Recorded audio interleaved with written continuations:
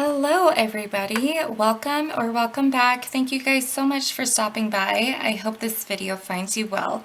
In today's video, I am going to be going over how I keep track of our banking accounts that are housed within my home equity line of credit, because if we follow a velocity banking strategy while we are trying to save interest to pay off our last interest accruing debt.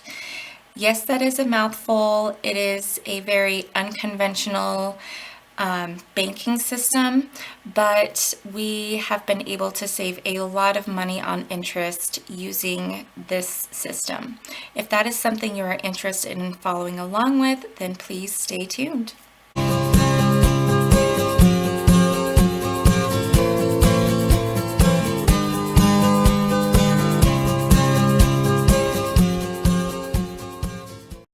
My name is JoJo. If you are new stopping by here, on this channel I share with you our family's journey to financial freedom.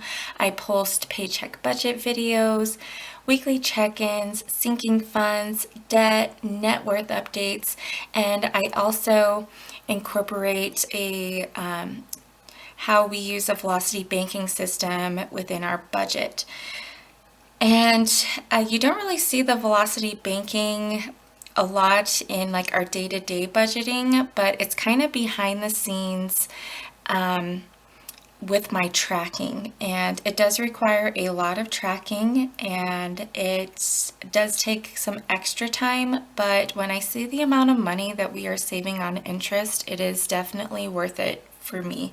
And I am a numbers person. I love crunching numbers, getting to the right number, keeping track to the last penny. That's just my personality. So to me, it's actually enjoyable. It's kind of become more of a hobby. But this is how I keep track of all of our accounts that are housed within our home equity line of credit. So if you are not familiar with velocity banking, there are lots of different ways to use it. It's used in the corporate world a lot, but for us, it's where you use a two-way line of credit, which for us is a home equity line of credit. Credit cards are considered essentially like a two-way line of credit. Personal lines of credit, those are examples. And you use a line of credit to pay down in large chunks of money on one-way amortized interest loans. And those are loans like your mortgage, car loans, consolidation loans.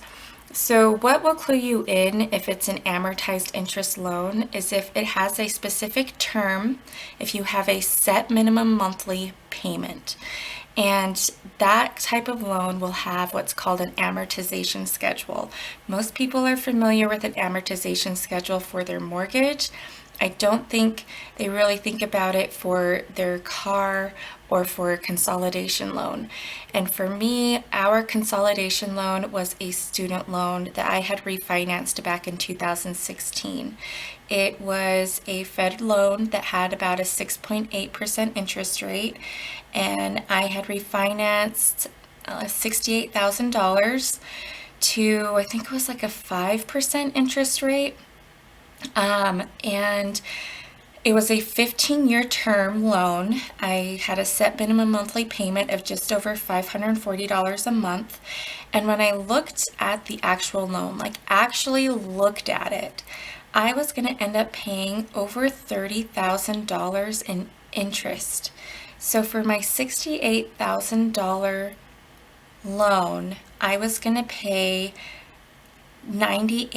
almost $100,000 to pay off a $68,000 debt. And when I saw that, I knew I needed to do something drastic. And this is very drastic. We already had a HELOC, so we were set up for that. We also use our credit cards, not to pay off this debt, but we use our credit cards more so to keep money in these accounts to hold that balance down as long as possible.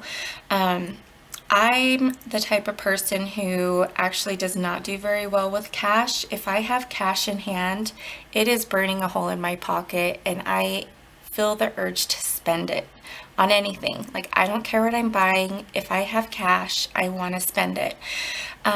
So I've never struggled with credit card debt. I actually do better with the credit cards by tracking them, the numbers, because then it just feels like a number. It's not like cold hard cash that I'm wanting to spend at the store. I don't know why, but that's just how my brain works. But anyways, so we have our home equity line of credit. I paid off that refinance. It was almost a year ago, maybe it was a little over a year ago, and it was like $42,000 that I had paid off. And I still owe a little over $23,000 of that $42,000. But if you see here, this HELOC starting balance, there's usually only anywhere from $1,000 to $5,000 in that HELOC that the bank sees to charge me interest on. And my home equity line of credit has what's called an interest is charged based on an average daily balance. And so what the bank does is over the 30-day time period per month that they're taking, they'll do an average of my balance day to day, add them all up, divide it by 30, and then charge me interest on that. So actually my last statement, I only got charged interest on $2,900 as opposed to $23,000 by housing all of these accounts in there. So this is where I track the money. This is where I know how much I have in each account. I have this transaction log right here that just kind of tracks the flow of money. And yeah, so that is our Velocity banking system. I have an entire playlist. I have a PowerPoint presentation breaking it down bit by bit, going into super detail how we came to this. We are hoping to implement this strategy towards our mortgage, which is where you can really see the power of this strategy. Right now, it's saved us hundreds, probably at this point almost $1,000 just within the year on interest. Not to mention the fact that I don't have a 15-year term loan anymore. But yeah, so now I just need to see how much, if I wanted to just pull all this money out and leave that $23,000 balance in the HELOC, how much is in each one of these accounts technically. And what we ended up, I need my green pen. What we ended up adding to checking was a total of $11,405.88 flowed into the checking account. Sinking funds had $1,927.82 contributed. Our savings one had $50. We did not contribute anything to savings two, and we were able to apply $1,092.07 as a principal payment towards that actual loan, to pay that loan off for the month. So total money was $14,575.77. And again, this is just a strategy in the background. It doesn't affect our actual paycheck budget. Any of those systems will be very similar to what you see a lot of other people do with their budget system. This is just something that's kind of in the background. And then the total amount that came out of checking was $8,269.89. And there are a lot of videos on YouTube. Like, I watched Think Wealthy with Mike Adams and the Kwok brothers. they really are kind of like the financial gurus that talk about this system, but they don't ever show how you get it to actually function in real life, like if you're a real life day-to-day budgeting person. And so this is just what we ended up coming up with what we had already available to us. Okay, so that's everything that came out of those accounts. Their ending balances were $7,899.37. So currently the actual checking account that I have with my bank, so all that I have with my bank is a checking account, a home equity line of credit. I have a credit card through them, which I only have one bill that comes out through that, just to keep it active. And then we have our mortgage. So what's in my checking account, like what the bank sees, is about $500. I keep it around there, but really I have almost $8,000 of true checking account money if I wanted to pull this out and deposit it into what is technically my checking account, quotes. And then our sinking funds, that has 6645, and these sinking funds numbers probably look very familiar from my actual sinking funds tracker if you watched my sinking fund closeout, because that's exactly what they are. And then our savings one, so this I had actually purchased I kind of build this one up. I keep it at about $1,000, and then once I get enough money, I'll buy from SD Bullion, I'll buy gold and silver coins and bars. We have probably about $1,500 of coins and bars at this point that I just keep in a safe. But that is now at $1,063.12, and then savings two is $4621.53. So what we are, and then principal is $1,862.51, and then the ending balance is $39,091.60. Okay, so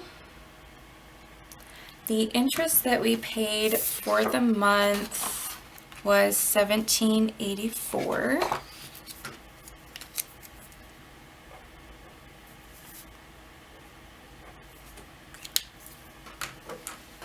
And then interest overall, so we have a total of $377.13 that we paid so far since implementing this. And this has been, yeah, like over a year. And so now it's been $17.84, which is not bad at all considering the amount that I actually owe still. Okay, and the HELOC ending balance was $2908.40.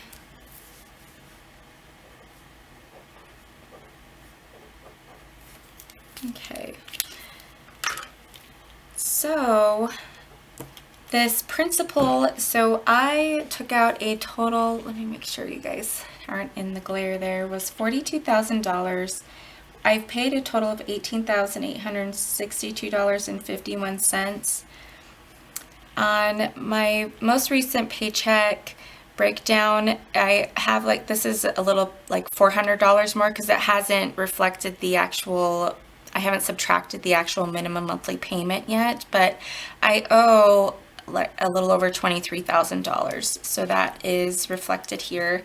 And then if you take the $42,000 that I took out minus this $39,091.60 that's remaining, that is what is actually in my HELOC. This is what the bank sees as the balance on my HELOC that they're charging interest on right now, and that is correct.